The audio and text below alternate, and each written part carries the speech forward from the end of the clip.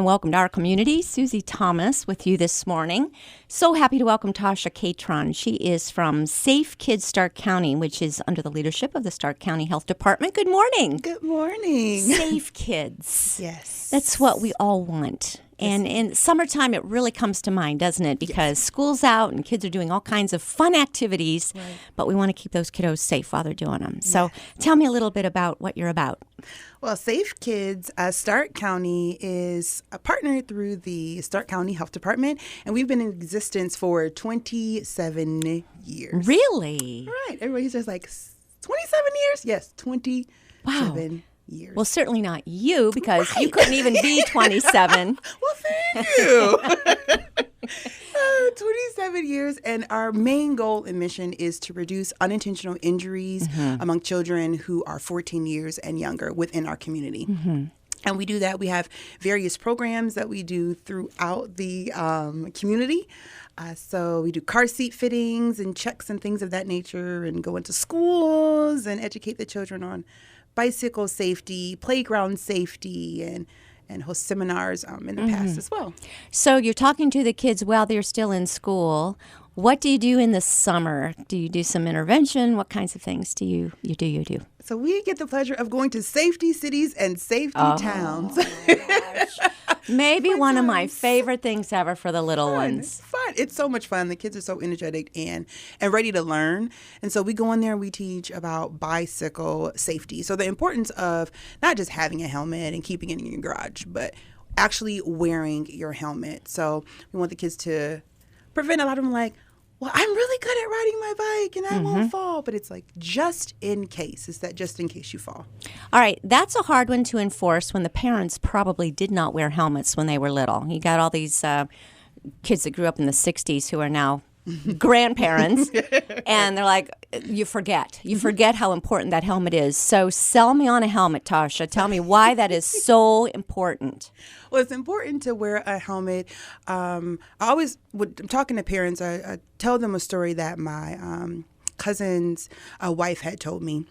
And he was a doctor, had a great practice. He went out on a bike ride that he did normally with his family. They went out, he fell, had a traumatic brain injury, and he can no longer practice. He has the mind of a child now. So it's not, oh, it won't happen. It can happen. It might not happen, but I'd rather be safe than to be sorry. And it's important, like you were saying, like, to be that example. I wear a helmet. Now, I didn't used to because I didn't want to mess up my hair. Right, exactly. You get helmet hair. Right, helmet can have helmet head. But when you think about having helmet head or to be severely injured, it's not worth it. It's hard to do as I say, not as I do when you're going bike riding with the little ones. Yes. So important for the parents and grandparents to wear helmets as well. Yes, very important. Parents, please put on your headgear, and grandparents, aunts, uncles, even teenage siblings. So even when we do educate at these, and we have the teen helpers who are always there, which are so great, and we always make sure and ask them, are you guys wearing your helmets too? And most of them do. So that's a strong encouragement. Bicycling on bicycle paths just as important as when you're out on the streets? Yes. Helmets always. And it's helmets for wheeled sports. So don't always just think bikes. It could be a scooter. It could be a skateboard. So just to make sure any wheeled sport is how we look at it, wear a helmet. What about roller skates? Are rollerblades still a thing? Or was that such an 80s deal? Every now and then I'll see somebody in rollerblades. I don't see them as often. Right. But even those, so skates and rollerblades too. And the kids always jump in and say, and then your knee pads and your elbow pads. And they put those in there too. So those are also great factors to have too. But helmets, anything wheeled sport related, helmet. Protect that head. Yes. Anything we need to know as far as fitting them right and picking out the right kind of helmet? How do I do that? How do you do that? So 2 things, actually, which is really interesting. So this Stark County Health Department through Safe Kids Stark County, we have helmets available for $10. And I actually fit those helmets on children at the health department. They would just call and set up an appointment with me to get that checked. But if they wanted to put them on, themselves, or they already have a helmet, we joke around with the kids and I say, okay, guys, we're going to have a number, and it's 2, 4, 1, and they're like, but that's not how we count, of course. So the 2 fingers go above your forehead, in between your eyebrows and the helmet. So you want to make sure it sits right there on your forehead. Okay. The 4, if you think scissors, so you take your 2 fingers after your thumb, so your pointer finger and your middle finger, and then you put them over your ears. And then you just want to make sure that those 2 straps that sit there, they sit directly over your ear. So your ear isn't obstructed by the strap, but it's right in between. So those go between, your ear fits between those 2. Yes. Okay. So that's where those should be. All then right. you take your helmet underneath, clip it. And that's the one. You take your pointer finger, stick it underneath that part that the helmet little chin strap. Yes. Stick it under there, and I always say, open your mouth and say, wait for me. And you just gotta want to make sure that you can open your mouth and it's not too tight. Give your head a shake. Make sure it's not too wiggly. If it is, then the parents would adjust the strap there. But that's how we do it. So the 2, 4, and the 1. Good. Wow, good education here we're getting. One last thing about helmets. Lots of grandparents I know are big on garage sales, and you kind of think, oh, why don't I pick some up at a garage sale? A used helmet, is that okay, or is it better to get something brand new that we know for sure has not been conked on the ground by any reason? I would say to be better to get something that we know that hasn't been conked on the ground a bit. If it's sibling to sibling, relative to relative, sure, you kind of know how it's been. But it's always best because you're throwing the helmets down in the garage, and you just throw them to the side. It's better just to get new, just to be safe. Right, because. Yeah, and I don't even mean one that had been in an accident or not, but like tossing them aside, keeping them in the wagon, whatever. Yeah, right. You never know. Yeah, you don't know, and kids can be.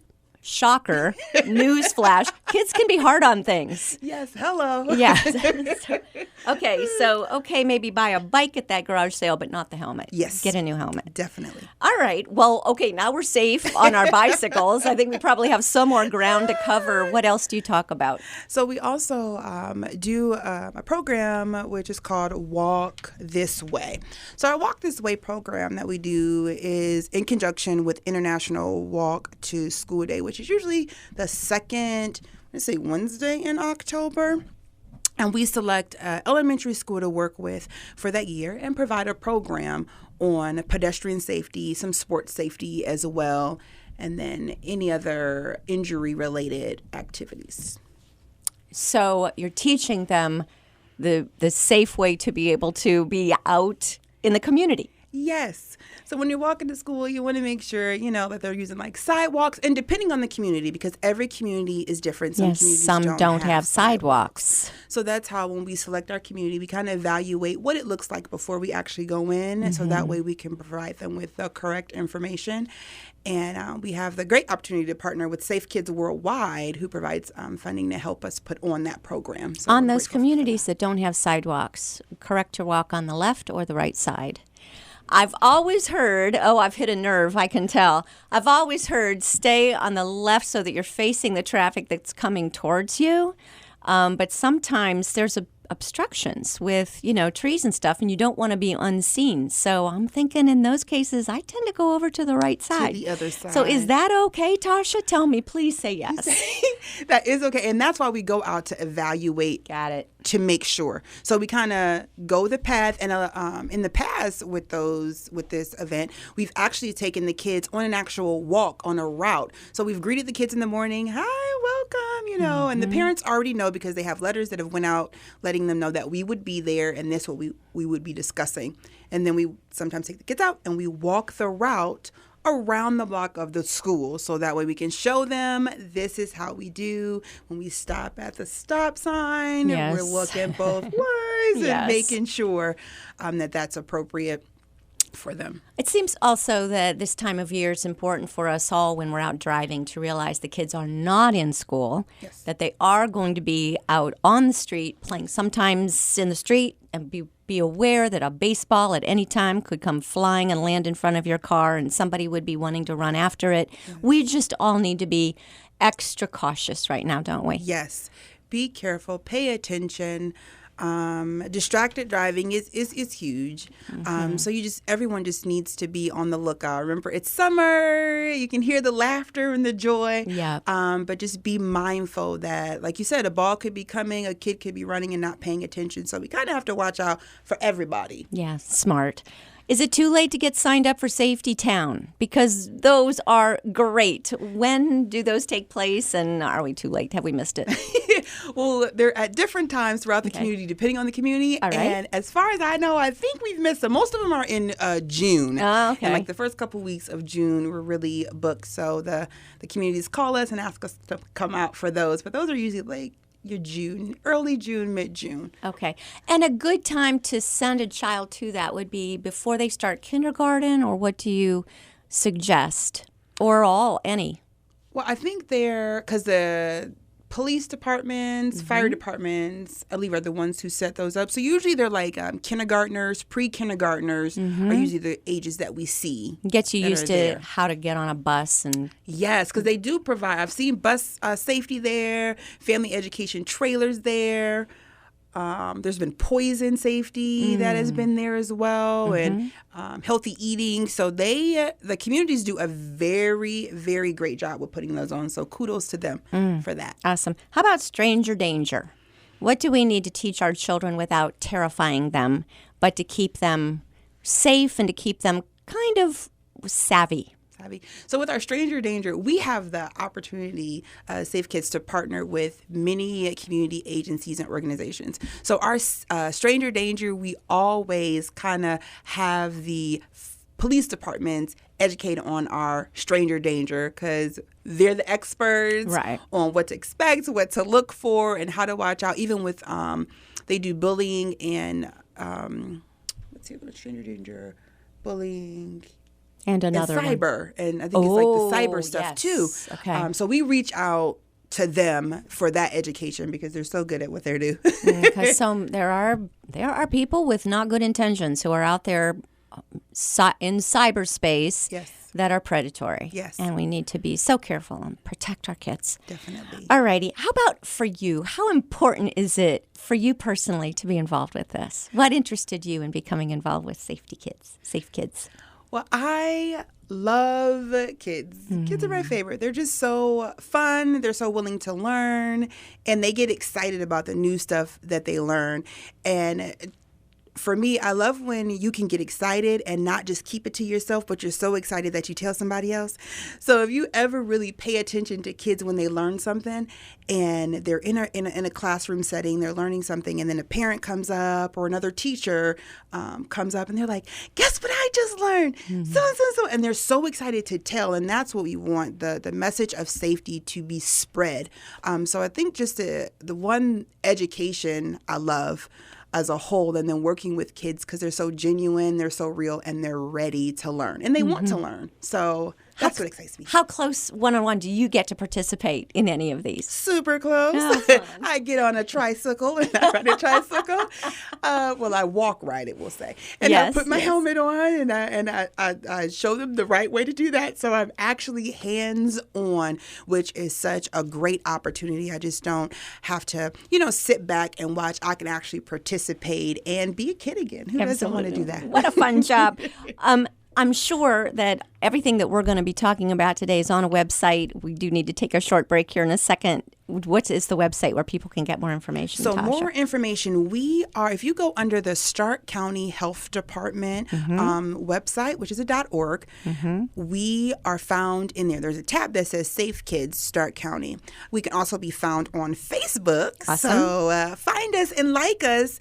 And that's under Safe Kids Stark County. And on there, we put tons of information and tips and just anything you can think of, we put on there, and as well as our events that we host also. Awesome. We do need to take a short break talking with Tasha Catron from Safe Kids Stark County. We'll be back after these words. You're listening to Our Community.